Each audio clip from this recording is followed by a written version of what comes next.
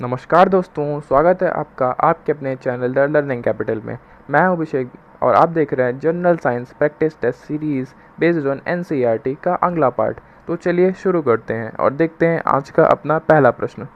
आज का अपना पहला प्रश्न है, pollen grains in plants are produced in. Pollen grains जो होती हैं प्लांट्स में कहाँ प्रोड्यूस होती हैं? तो ऑप्शंस हैं ए रूट्स, बी लीव्स, सी फ्लावर, डी स्टेम। तो जो पोलन ग्रेन्स है वो प्लांट्स में वो प्रोड्यूस होती हैं फ्लावर में। ठीक है, कहाँ होती हैं? फ्लावर में होती हैं। पोलन ग्रेन्स कहाँ पे होती है? फ्लावर में। ऐसा ये है, ठीक है, ये फ्लावर है और ऐसा दिखता है पोलन ग्रेन। ठीक है, ऐसा थोड़ा वायरस टाइप का उसका शेप रहता है, लेकिन होती है पोलन ग्रेन्स यहाँ पे फ्लावर में प्रोड्यूस होती हैं। ठीक है, तो जो right answer will be option C. ठीक है, ऐसे दिखती हैं। ठीक है, तो चलिए देखते हैं अपन सेकंड क्वेश्चन। सेकंड क्वेश्चन क्या कह रहा है? Nitrogen is fixed in ecosystems in ways stated below, which one of the statement below is false. इनमें से कौन सा स्टेटमेंट फॉल्स है? ठीक है, तो ऑप्शन पढ़ रहा हूँ। बाय साइनोबैक्टीरिया, बी, ये ऑप्शन था B option. By electrical discharges in the atmosphere, C by industrially synthesized fertilizer, D by denitrification. ठीक है, तो देखिए नाइट्रोजन साइकिल जो इकोसिस्टम में, देखिए पहले आप नाइट्रोजन साइकिल देख लिए, ये नाइट्रोजन साइकिल। ठीक है, पहले NH4 NO2 NO3 N2 आती है। ठीक है, फिर इसको बोलते हैं, जो प्रोसेस होती है उसको बोलते हैं डीनाइट्रिफिकेशन। देखिए, ठीक है, नाइट्रोजन की वो हो रही है। ठीक है, ये देखिए ऐसा जा रहा है साइकिल। ठीक है, ये क्या है? Reaction route of conventional nitrification and denitrification. ठीक है, तो जिसका सही जवाब होगा वो कौन सा होगा? डी वाला। D will be the right answer. Next question है, नेक्स्ट थर्ड वन क्या बोल रहा है? Ptyalin is a enzyme produce in the. Ptyalin जो एंजाइम है कहाँ प्रोड्यूस होता है? A salivary glands, B pituitary glands, C thyroid glands, D pancreas. तो देखिए ये जो टाइलिन जो है एंजाइम वो कहाँ प्रोड्यूस होता है? इतने एरिया में प्रोड्यूस होता है। देखिए जो येलोइश कलर का मार्क है ना वो है टाइलिन। ठीक है, यहाँ पे प्रोड्यूस होता है। तो ये कौन सा ग्लैंड होता है? ये ग्लैंड होता है सलाइवरी ग्लैंड। ठीक है, कौन सा ग्लैंड होता है? Salivary gland. जो सही जवाब होगा वो होगा ए वाला। जो टाइलिन एंजाइम है वो कहाँ पे प्रोड्यूस होता है? सलाइवरी ग्लैंड में। ठीक है, ये है टाइलिन एंजाइम। ठीक है, वो कहाँ पे प्रोड्यूस होता है? सलाइवरी ग्लैंड में। ठीक है, तो right answer will B A1। ठीक है, A will be the one and only right answer. Next question है फोर्थ वाला। फोर्थ वाला क्या बोल रहा है? माइकोबैक्टीरियम लेप्रे कॉजेज लेप्रोसी, इससे लेप्रोसी होता है। ठीक है, कॉर्नेबैक्टीरियम डिप्थीरिया कॉजेज डिप्थीरिया। ठीक है, तो इससे डिप्थीरिया होता है। एंड विब्रियोकोमा कॉजेज, विब्रियोकोमा से क्या होता है? तो देखिए विब्रियोकोमा दिखता कैसा है? विब्रियोकोमा दिखता है ऐसा। ठीक है, ऐसा शेप होता है, बहुत छोटे छोटे, बहुत सारे एबंडेंट होते हैं। ठीक है, तो उससे क्या होता है? ए टिटनेस, बी इन्फ्लुएंजा, सी कॉलेरा, डी टाइफाइड। तो इससे होता है क्या? इससे होता है कॉलेरा। ठीक है, कॉलेरा क्या होता है? कॉलेरा एक बीमारी होती है, उसमें खूब उल्टी वगैरह होती है। वो क्या होता है? It is a gram negative comma shape bacterium. ये क्या है? ग्राम नेगेटिव कॉमा शेप के बैक्टीरियम होते हैं विद अ पोलर फ्लैगेलम। उसमें पोलर फ्लैगेलम होता है that causes cholera in human. ठीक है, तो सही जवाब हो क्या? सी वाला। ये तो फोर्थ क्वेश्चन। देखते हैं पांचवा क्वेश्चन। पांचवा क्वेश्चन क्या कह रहा है? The names of the scientist Newlands, Mendeleev and Meyer are associated with the development of. तो आप बगल में पीरियोडिक टेबल देख सकते हैं। ठीक है, ये है मॉडर्न पीरियोडिक टेबल। ठीक है, तो मैं ऑप्शन पढ़ रहा हूँ इस क्वेश्चन का। ऑप्शन क्या है? A atomic structure, B metallurgy, C periodic table of contents, D discovery of elements. तो काफ़ी इजी क्वेश्चन है, तो इसका सही जवाब होगा पीरियोडिक टेबल ऑफ कंटेंट्स। ठीक है, इन्होंने different types of periodic table दी थी। ठीक है, ये न्यूलैंड्स लॉ ऑफ ऑक्टेव आपने सुना ही होगा पहले भी, और मेंडेलीव की पीरियोडिक टेबल आई थी। ठीक है, तो इस आइटम किससे रिलेटेड है? पीरियोडिक टेबल ऑफ कंटेंट्स से। ठीक है, और ये है मॉडर्न पीरियोडिक टेबल जो अपन कॉमन मॉडर्न डे में यूज़ करते हैं। नेक्स्ट क्वेश्चन है सिक्स क्वेश्चन क्या कह रहा था? Maximum number of covalent form by nitrogen is. जो maximum number of covalent form by oxygen से होते हैं वो कितने होते हैं? तो A1 B2 C3 D4।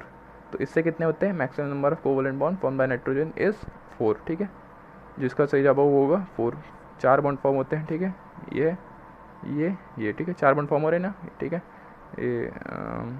ये है उसका स्ट्रक्चर पूरा। जो वो होता है डिस्ट्रीब्यूशन होता है इलेक्ट्रॉन प्रोटॉन का। ठीक है, और जिसमें मैक्सिमम ऑफ कोवेलेंट बॉन्ड कितने फॉर्म होते हैं? 4 फॉर्म होते हैं। कितने फॉर्म होते हैं? 4 फॉर्म होते हैं। तो सही जवाब होगा डी वाला। नेक्स्ट क्वेश्चन है सेवन क्वेश्चन क्या कर रहा है? The formula C6H5COCH3 represents.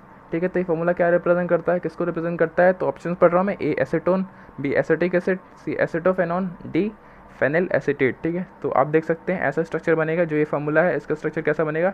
इसका स्ट्रक्चर ऐसा बनेगा, ऐसा निकल जाएगा। ठीक है, ये होगा C6H5, ये होगा CO और ये होगा CH3। ठीक है, तो क्या रिप्रेजेंट करता है? ये रिप्रेजेंट करता है एसिटोफेनॉन को। इसको क्या बोलते हैं? फॉर्मूला बोलते हैं एसिटोफेनॉन। ठीक है, तो ऐसा है इसका रिप्रेजेंटेशन हो, पिक्टोरियल रिप्रेजेंटेशन। और जो कौन सा इसको क्या बोलते हैं? एसिटोफिनोन। ठीक है, क्या बोलते हैं? एसिटोफिनोन। ठीक है, तो चलिए देखते हैं नेक्स्ट क्वेश्चन। नेक्स्ट क्वेश्चन क्या? एट्थ वन क्वेश्चन क्या कहता है? ये कह रहा है the metal that is usually extracted from sea water is, जो मेटल सी वाटर से एक्सट्रैक्ट होता है उसको क्या बोलते हैं। तो आप देख सकते हैं ये सी वाटर है, ठीक है, ये सी बीच है, यहाँ पे सी बीच है, ठीक है। तो जो मेटल एक्सट्रैक्ट होता है वो होता है मैग्नीशियम, ठीक है। कौन सा मेटल एक्सट्रैक्ट होता है, मैग्नीशियम, ठीक है। मैग्नीशियम एक्सट्रैक्ट होता है सी वाटर से, ठीक है। तो इसका सही रहता वो था डी वाला। चलिए देखते हैं next question. Next question ninth question क्या कह रहा है, the method of concentrating the ore which makes use of the difference in density between ore and impurities is called, ठीक है। तो इस मेथड को अपन क्या बोलते हैं, तो ए लिक्विफिकेशन, बी लीचिंग, सी लेविगेशन, डी मैग्नेटिक सेपरेशन। तो इसको अपन बोलते हैं हाइड्रोलिक वॉशिंग, जिसका दूसरा नाम है लेविगेशन, ठीक है। जिसका दूसरा नाम क्या है हाइड्रोलिक वॉशिंग का, लेविगेशन। ये step by step hydraulic washing दी गई है, ठीक है। यहाँ पे एक पहले पानी आता है, ठीक है, फिर खूब सारे ओर्स हैं, ये ओर्स हो गया, ग्रेविटीज़ में डिफरेंस हो गया, ठीक है। तो ये था, ये हैवी पार्टिकल, जितने हैवी पार्टिकल सब यहाँ पे आ जाएंगे, ठीक है। तो ये क्या है हाइड्रोलिक वॉशिंग, जिसका दूसरा नाम क्या है लेविगेशन। क्या है दूसरा नाम, लेविगेशन, ठीक है। तो इसका सही जवाब होगा सी वाला, C will be the one and only right answer. अपना 10th क्वेश्चन क्या कह रहा है, 10th क्वेश्चन कह रहा है the inert gases are dash in water, ठीक है। इनर्ट गैसेस क्या होती हैं वाटर में, तो A sparingly soluble, B insoluble, C soluble, D none of these. तो पहले देखिए इनर्ट गैसेस कौन कौन सी होती हैं। इनर्ट गैसेस होती हैं ये सारी गैसेस, ठीक है, helium, neon, argon, krypton, xenon, radon, ठीक है। वो क्या होते हैं नोबल गैस होती है, उनमें क्या होता है जो आउटर इलेक्ट्रॉन शेल होता है वो होता है फुल होता है, ठीक है। जो इन एलिमेंट को क्या करता है नॉन रिएक्टिव बना देता है, इसलिए उनको कहते हैं नोबल गैसेस और इनर्ट गैसेस, ठीक है। तो ये होती हैं इनर्ट गैसेस, वो क्या होती हैं पानी में क्या हो जाती हैं, वो स्पायरिंगली सॉल्युबल, कभी कभी सॉल्युबल हो जाती हैं, ठीक है, स्पायरिंगली सॉल्युबल, ठीक है। इसका सही जवाब होगा वो होगा ए वाला, A will be the right answer. चलिए देखते अपन 11th क्वेश्चन। 11th क्वेश्चन क्या कह रहा है, 11th क्वेश्चन कह रहा है 1 nanometre is equal to 1 nanometre की कितना इक्वल होता है। तो ये पढ़ रहा हूँ 10 to the power -6 metre, B 10 to the power -8 metre, C 10 to the power -9 metre, D 10 to the power -5 metre, ठीक है। तो 1 नैनोमीटर किससे इक्वल होता है, 1 नैनोमीटर होता है 10 टू द पावर -9 मीटर, ठीक है। किससे इक्वल होता है 10 टू द पावर -9 मीटर, ठीक है। जो 1 नैनोमीटर की वैल्यू है 10 टू द पावर -9 मीटर, ठीक है। 1 नैनोमीटर की वैल्यू होती है इतनी। तो ये है अपनी नैनोमीटर स्केल, ठीक है। ये वाटर को वो करने के लिए, मेज़र करने के लिए antibodies, virus, bacteria, cancer cell, period, टेनिसोल, इन सबको भी नैनोमीटर से अपन मेज़र कर सकते हैं। तो सही जवाब होगा कौन सा, सी वाला, जो कि है 10 to the power -9 meter. Next question क्या कह रहा है, नेक्स्ट क्वेश्चन कह रहा है minimum number of unequal vectors which can give zero resultant are. जो minimum number of unequal vector हैं जिनका रिजल्ट जीरो आ सकता है, रिजल्टेंट जीरो आ सकता है, वो क्या होते हैं, A2, B3, C4, D more than 4। तो 12th का क्या होगा आंसर, सही जवाब इस क्वेश्चन का सही जवाब होगा वो होगा 3, ठीक है। 3 वेक्टर ऐसे होते हैं जिनका मिनिमम रिजल्टेंट जीरो हो सकता है, ठीक है। कितने वेक्टर होते हैं, 3 वेक्टर, ठीक है। ये देखिए 3 वेक्टर ABC वेक्टर दिए हुए हैं, ठीक है। एक का ये, एक का ये और एक का ये, 3 वेक्टर दिए हुए हैं, उनका रिजल्टेंट जीरो हो सकता है, ठीक है। तो 3 इसका आंसर होगा बी वाला, ठीक है। तो इसका जवाब होगा 3। वो तो 12 क्वेश्चन देखते हैं। 13 question intensity of sound has, आप देख सकते हैं बगल में एक वर्ड बनी हुई है। देखिए जब इसने थोड़ा सा चोंच खोला तो कितना कम इंटेंसिटी आ रही है, जब उसका देखिए कितना बड़ा मुंह खुल गया, बहुत तेज चिल्ला रही है, तो देखिए साउंड की इंटेंसिटी देखिए बढ़ रही है ना, ये साउंड की इंटेंसिटी बढ़ गई, ठीक है। ये एक्स एक्सिस है, ये वाई एक्सिस है, ठीक है। तो देखते हैं ऑप्शन पढ़ रहा हूँ मैं, ऑप्शन क्या है, an object, A an object existence, B subject existence, C non existence, no existence, D वो सब्जेक्टिव एंड ऑब्जेक्टिव एग्जिस्टेंस। तो इंटेंसिटी ऑफ साउंड में क्या होता है, इंटेंसिटी ऑफ साउंड में होता है एन ऑब्जेक्ट एग्जिस्टेंस, एक ऑब्जेक्ट का एग्जिस्टेंस तो श्योर होता है तभी इंटेंसिटी ऑफ साउंड आती है। ये ऑब्जेक्ट जो एग्जिस्ट कर रही है, ठीक है, तभी इंटेंसिटी ऑफ साउंड आ गई। इसमें कम आ रही है भले इसमें ज़्यादा आ रही है, लेकिन इंटेंसिटी ऑफ साउंड तो आ रही है क्योंकि ऑब्जेक्ट का एग्जिस्टेंस है। तो सही जवाब होगा ए वाला।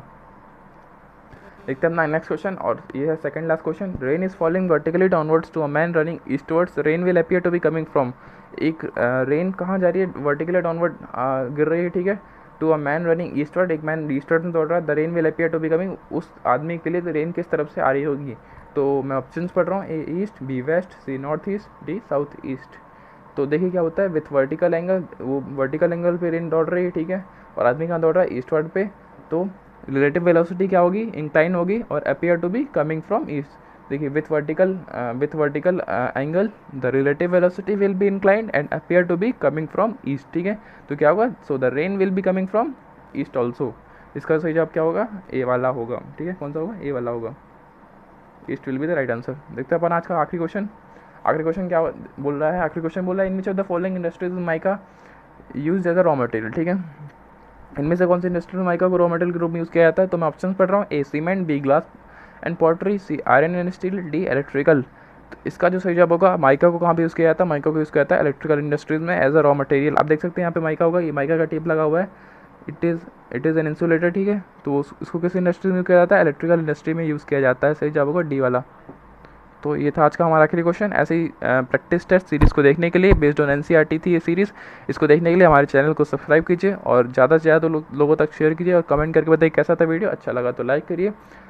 आज का हमारा वीडियो देखने के लिए धन्यवाद।